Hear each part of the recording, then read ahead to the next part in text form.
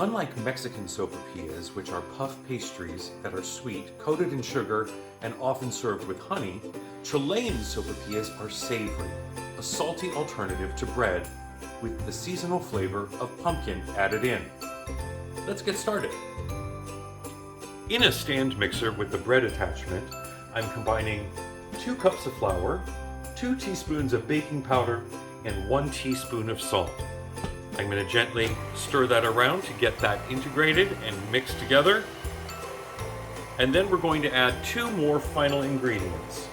3 tablespoons of melted butter and 1 cup of chilled pumpkin puree, which is about half a can of pumpkin puree. And then we're just going to simply mix this until a nice smooth dough is formed. After I take the dough out of the stand mixer, I'm going to put it on a counter and just do a few more kneads to it to really get it nice and springy. Now I'm going to let this rest for 20 minutes, and then we're going to roll out the dough and start cutting out our sopaipillas.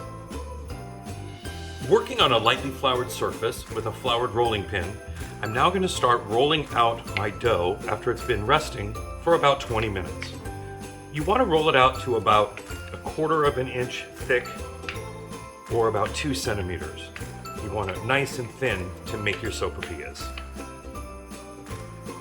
Once your dough is rolled out, you're then going to use a biscuit cutter or cookie cutter. Here I have a 3-inch biscuit cutter, and I'm going to use the scalloped edge to give it more of a detailed edge. And I'm simply going to cut out as many as I can with my 3-inch scalloped biscuit cutter. Now that I've cut them all out, there's one final step before cooking.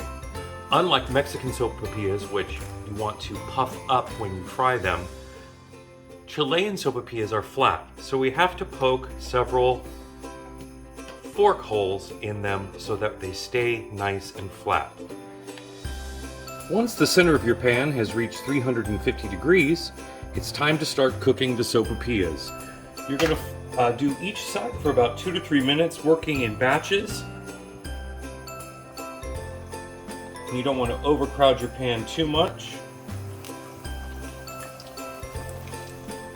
Now it's time to start flipping them over and cooking them on the other side.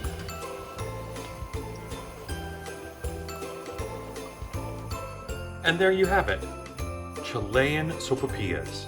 They can be served as is, and I'm going to put a little bit of fresh sea salt on there, and they make a perfect side dish and accessory to any holiday meal with the wonderful flavor of pumpkin.